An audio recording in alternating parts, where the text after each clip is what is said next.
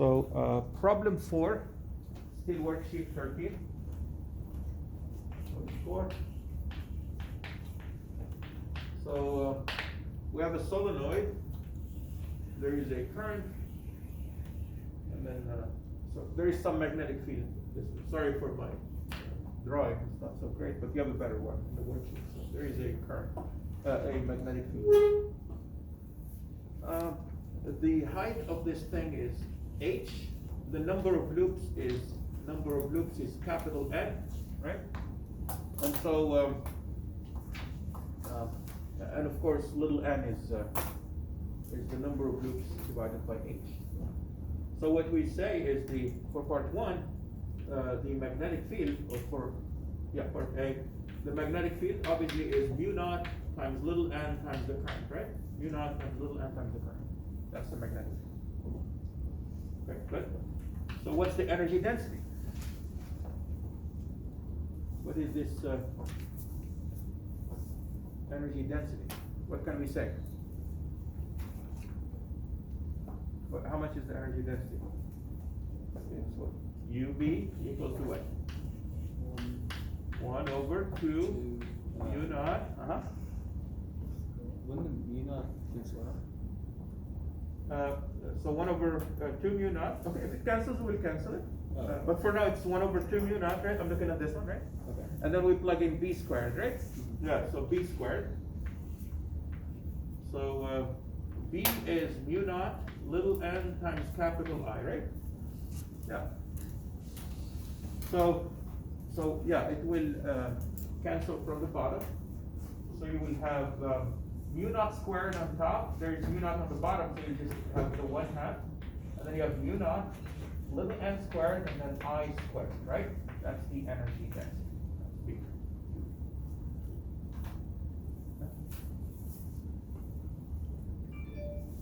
All right. Yeah, that's the energy density.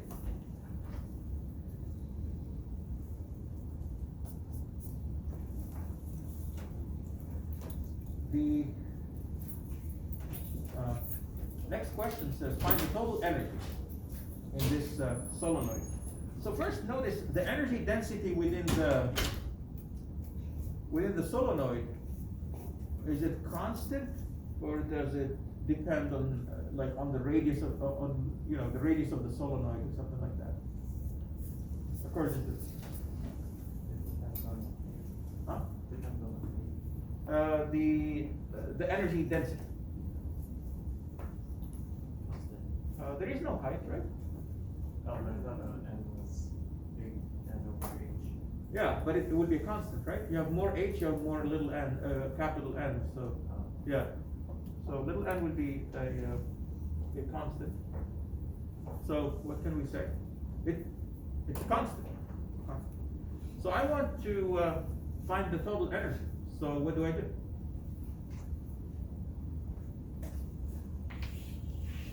Total energy in the magnetic field, you have to integrate UB times the volume times dV, volume. Yeah, because the UB is the total energy per unit of volume. The energy per unit of volume. So to find the energy, you have to multiply the energy density by the volume. Just like if I give you the density of an object and its volume, how do you find its mass?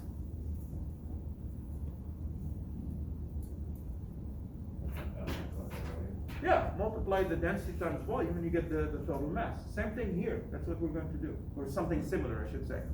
As long as the density is constant, I just take the density and multiply it by the volume and I get my total.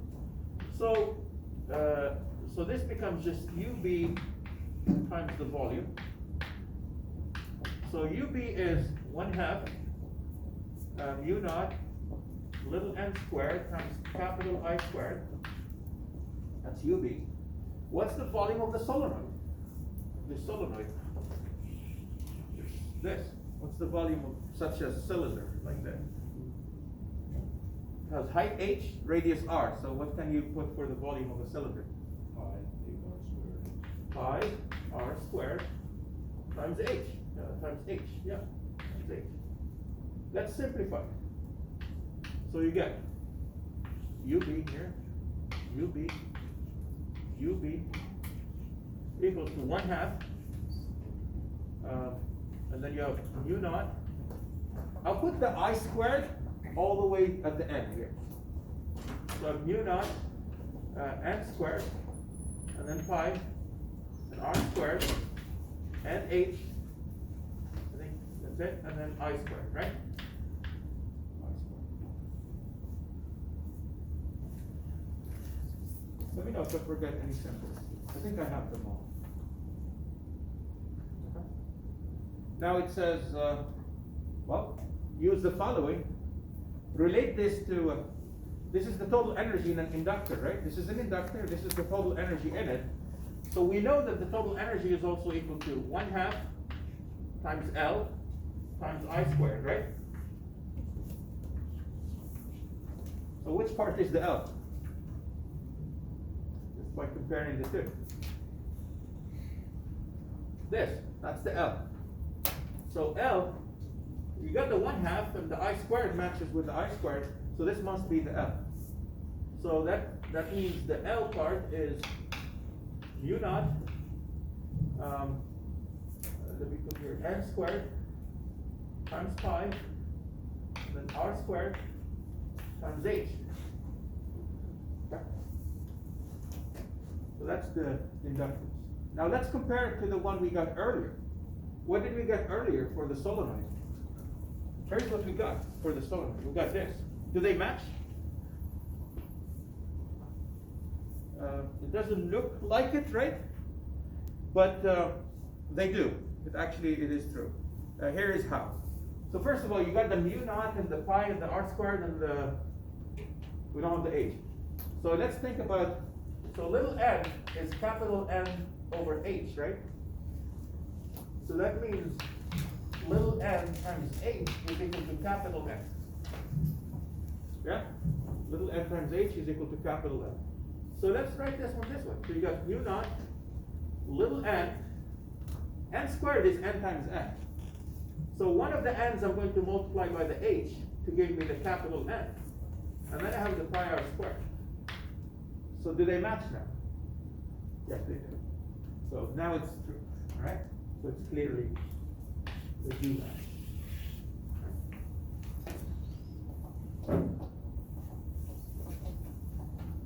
So that.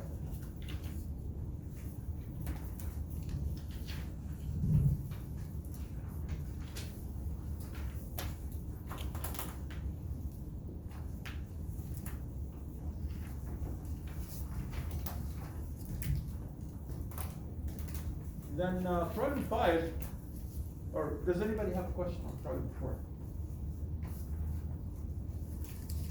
You see, problem 4 was easy.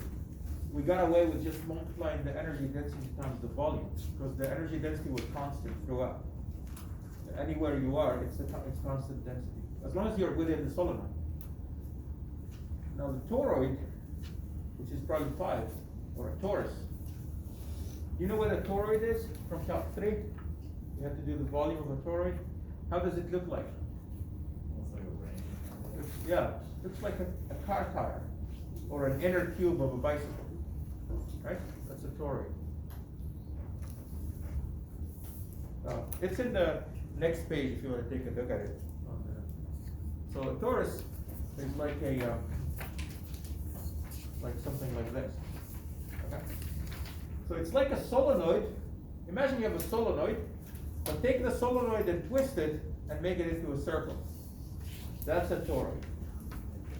Your toroid can be circular cross section, or it can be a rectangular cross section as we have it here in this problem. It's rectangular for a reason, because it's easier to integrate. Circular will not be easy. So let's please read it, and yeah, and then we'll go through it. I'm going to erase the board. So here is a toroid, or a section of a toroid, if you like. again, this one has a rectangular cross section, right? If I were to slice this one this way, it would be, each little section would be like a rectangle. So it's easy to calculate the area. Yeah. So you take a wire and you wrap it around it to create a current. Once you have a current, you can have a magnetic field. Because, I mean, this one is just a piece of iron, right? So there is no current. So you can't have a magnetic field unless you have a current. So here's what you do. We will do a side look or a realistic look. I would attempt to draw something, and then the picture is better than what I would draw, the one you have, the worksheet. So you take a torus like this. It has an inner radius and an outer radius. So the inner radius is A, the outer radius is B, right? And you take a wire and you wrap it.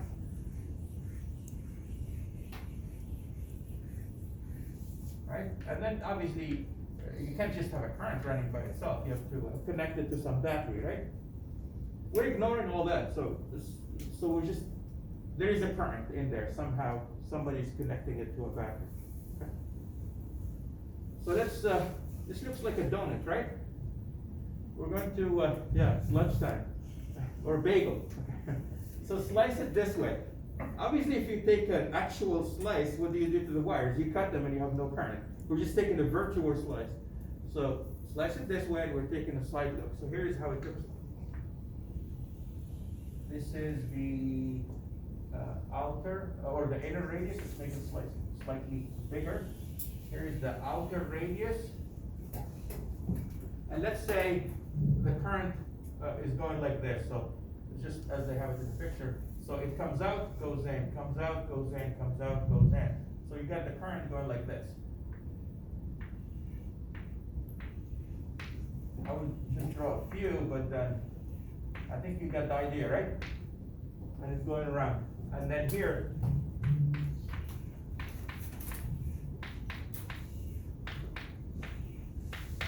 now how many currents come out and how many go in? How many windings do you have? Well, you wrap the wire, so you better be counting. Otherwise, you have to unwind it and then count from scratch. So somebody did this, and they tell us that it's a total number of n. Okay? So the person who wrapped this, they're telling us that it's like that. All right, so you got n loops. So we would like to figure out what the magnetic field is. So first of all, inside here, there's nothing, right? There's nothing here. This is just a hole. So in here, by symmetry, the magnetic field would just be zero. It would just be zero. How do I know that? I can use Ampere's law. So I'm going to use Ampere, because we're interested in this region, I'm going to use Ampere's law here. Here is Ampere's law. So maybe I will continue these dots till the end, so we have a clearer idea.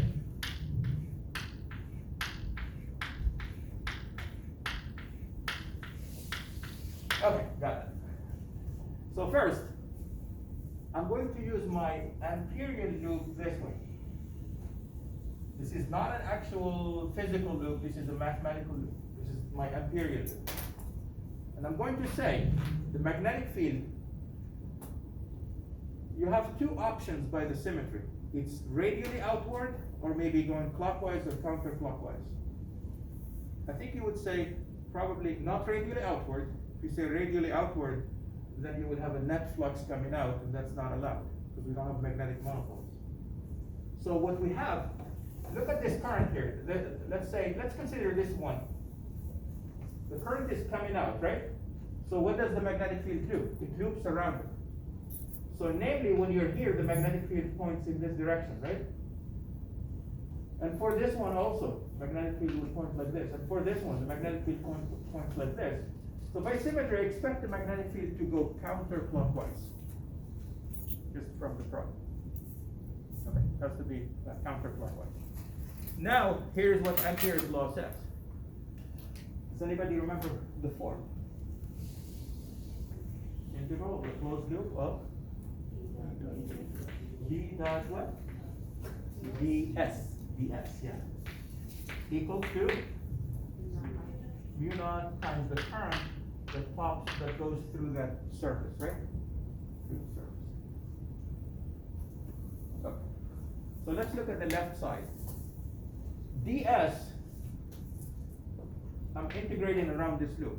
So ds is tangential, right? ds, you can incrementally break the loop into little ds. So the first ds looks like this, but the magnetic field is just parallel to it. We said it's tangential, right? It's going around the counterclockwise. So what's the dot product of b times ds? B dot ds. Two vectors, they're parallel, their dot product then is what? B times ds. They're just the product of their magnitude. So you just got b times ds. Good. Right?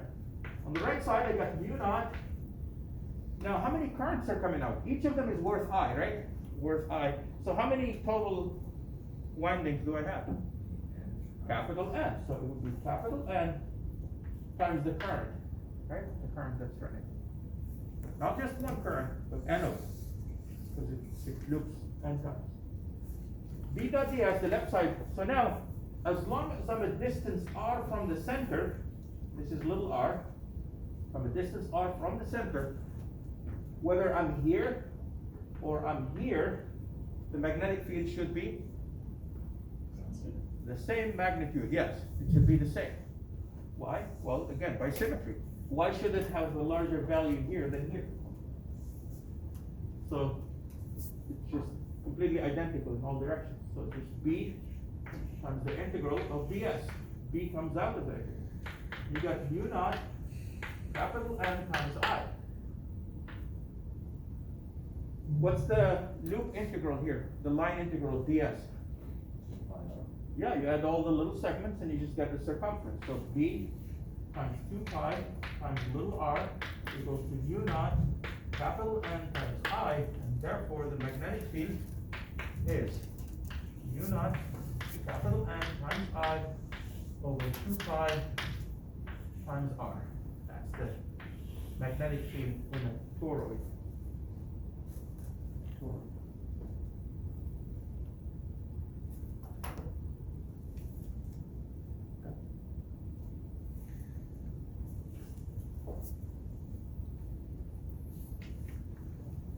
Now, I would briefly mention why is the magnetic field here 0 inside?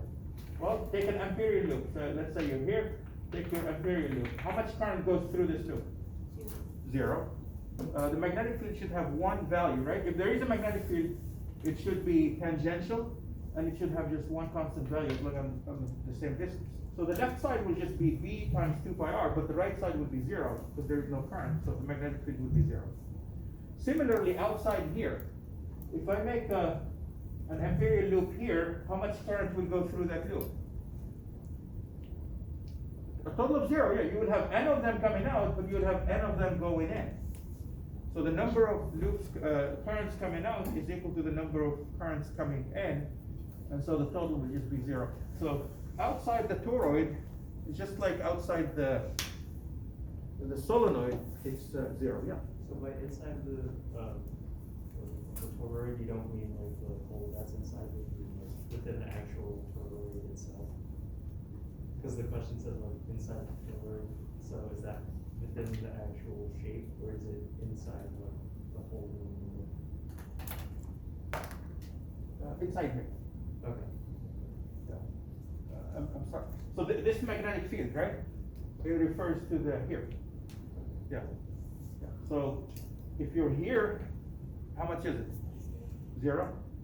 If you're here, Also, huh?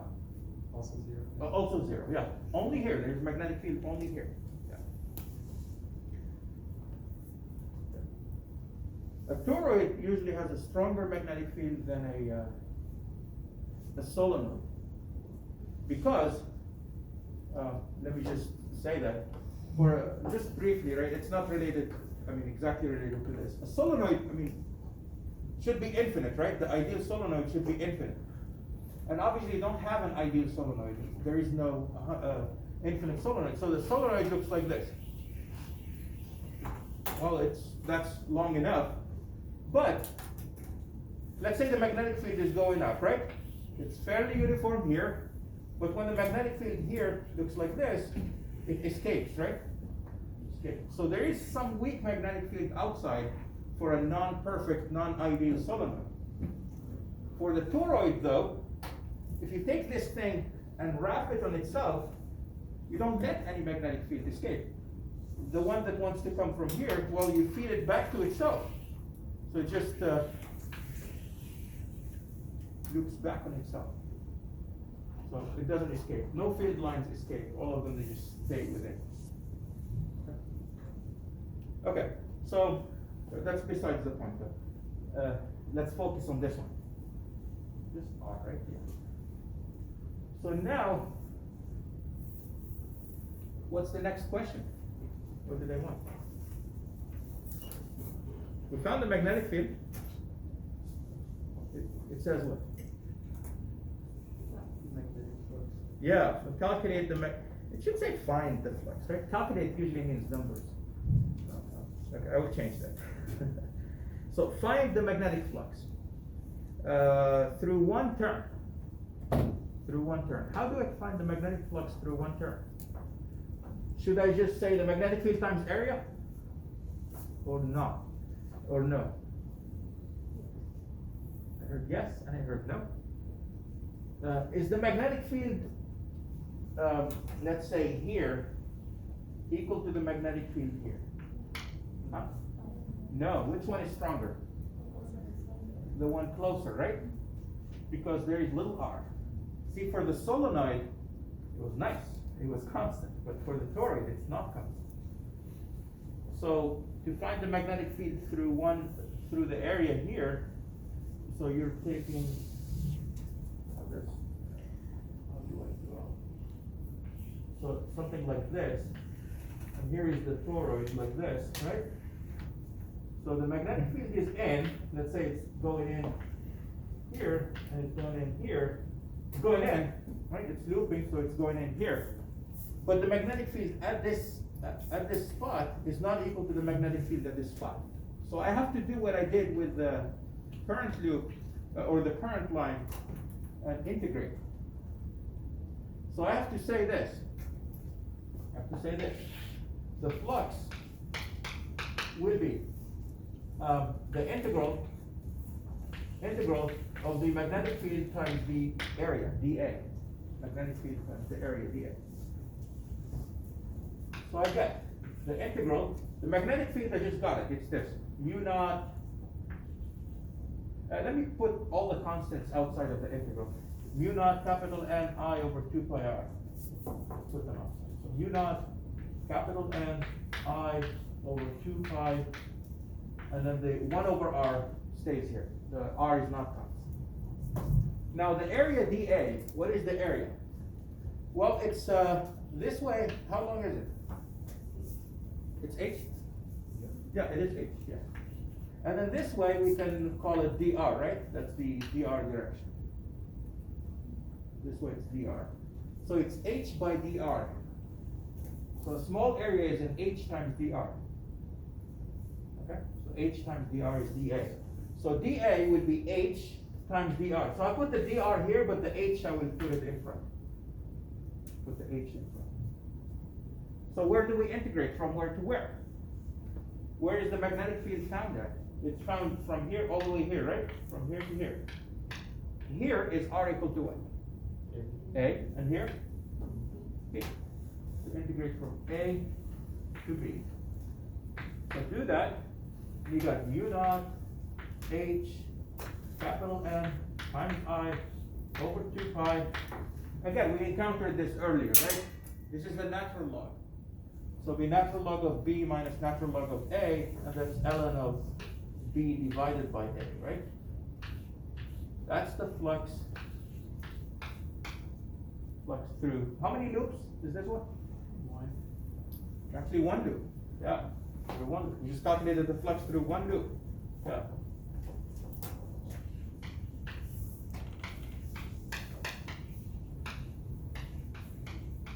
So if I want the flux through all the loops,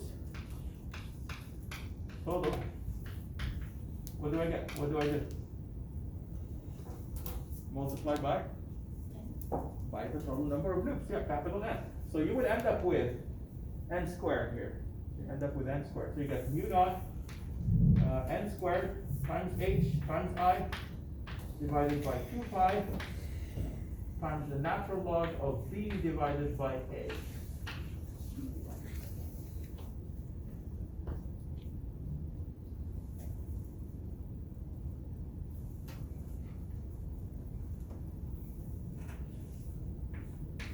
Finally, the inductance. What is this? Self-inductance. Now, how is inductance related to the total flux? What do you do? Divided by I. Divide by I, yeah, by definition. Inductance, find the total flux and get rid of the I. Just divide by I.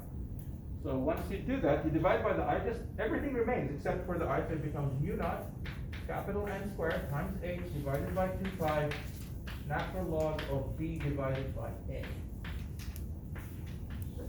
Box this thing.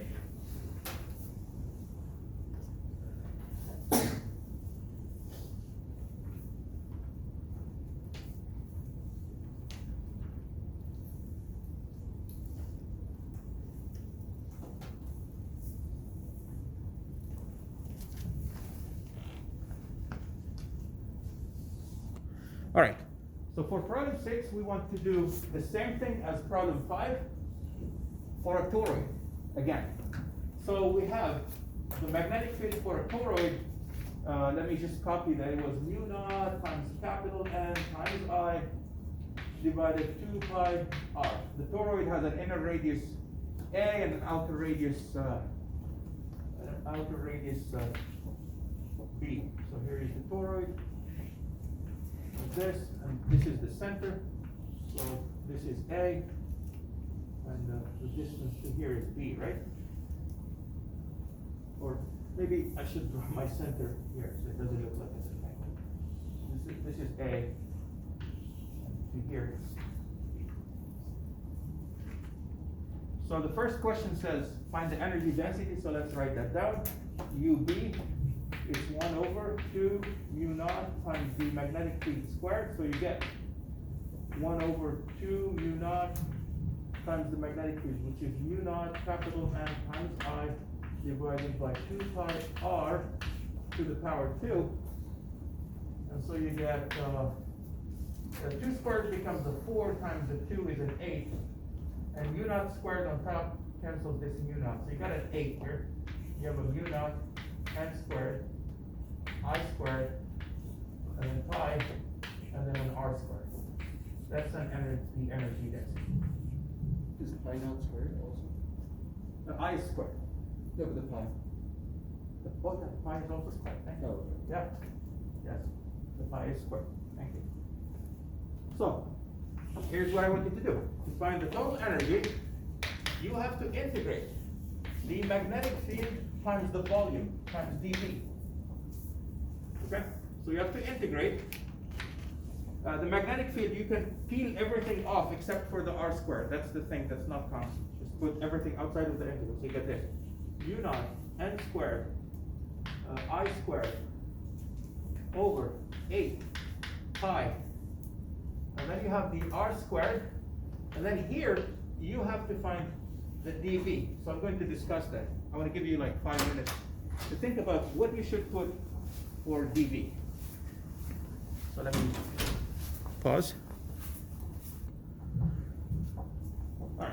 So I said you can't just say times the volume. You have to integrate here.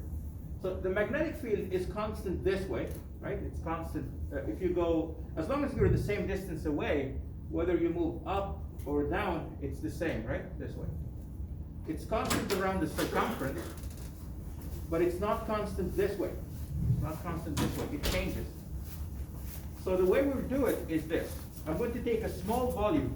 So this torus, big torus, consists of small rings within each other.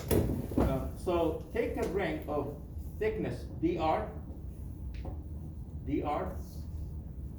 The height is h, and then this is the slice we're taking, and then around the circumference. So it's a slice that is 2 pi r this way, a height h this way, and dr. So similar to this, I said earlier, if you take this is dr, this is h, and it's 2 pi r this way. So if you slice it, if you cut it, and then flatten it, you will just get a box, a long box.